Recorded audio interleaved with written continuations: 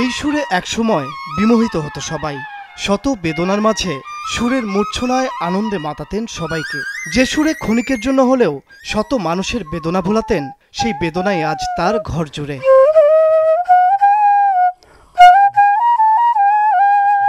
বলছে দিনাজপুরের নবাবগঞ্জ উপজেলার জগন্নাথপুর গ্রামের মোহাম্মদ আবদুল্লার কথা।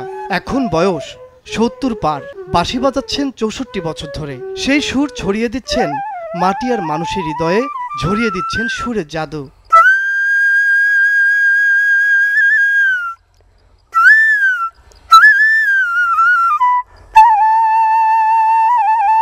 সুরের জাদু অন্যদের হৃদয়ে ছুঁয়ে গেলেও তার জন্য নেই কোনো জাদু।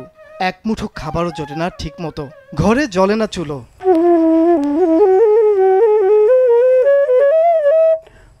১২ বছর বয়সে আটানা দিয়ে কেনা প্রথম বাঁশি দিয়ে শুরু হয়েছিল যাত্রা।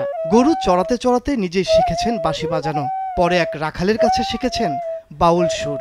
তো ওই আটানাতে বাঁশি নিয়েছে, তখন আমি গরু চড়াতে চড়াতে তখন আর কি আস্তে আস্তে বাজাই। বিয়ের পর গিয়েছিলেন ভারতে বাংলা সঙ্গীত শিখতে, কিন্তু দেশে ফিরে এসে গান বাজনার সেই স্বপ্নে বাধা দেয় অভাব। সংসারের হাল ধরতে শুরু করেন নিজের হাতে বাঁশি তৈরির কাজ দিয়ে, বিক্রি করেন হাটে বাজারে আর বাজান নানা অনুষ্ঠানে।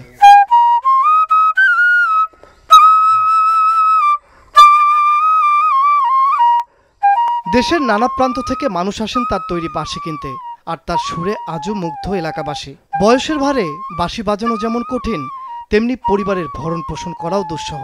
তারপরও তার চোখে এখনো একটা আশা, হয়তো কেউ পাশে দাঁড়াবে। কেউ ২০০ টাকা, কেউ ৩০০ টাকা, কেউ ৪০০ টাকা, ৫০০ টাকা পর্যন্ত বাঁশিও আমি বিক্রি করছি আগে। এখন আর সে মেধা নাই। এখন ছেলেবেলারা টাচ মোবাইল দেখে, আর বাঁশি সুর না কম শুনবাই পায়।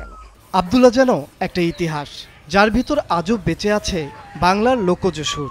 তার পাশে দাঁড়ানোর মানেই দাঁড়ানো হবে লোকজ ঐতিহ্যের পাশে। শুনতে খুব ভালো লাগে, খুব মজার বাঁশি বাজায়। নিজেই বাঁশি বানায়, আবার সুরে সুন্দর। বাঁশি খুব ভালো বাঁশি বাজায়, বাঁশি নিজের হাতে বানায়। তার ফ্যামিলির অবস্থা খুব একটা ভালো না, তাকে একটু সাহায্য করতে সবাই যদি সাহায্য করে, তাদের ফ্যামিলিটা ভালোভাবে চলাফেরা করতে পারবে তারা। বিশেষ সহযোগিতা পেলে তার এই ভালোবাসার পেশাকে বাঁচিয়ে রাখা সম্ভব বলে মনে করেন এলাকাবাসী। সরকার থেকে যদি আমার কিছু অনুদান দেয়, তাহলে আমি হয়তো ব্যবসা বাণিজ্য বা উন্নত করতে পারবো।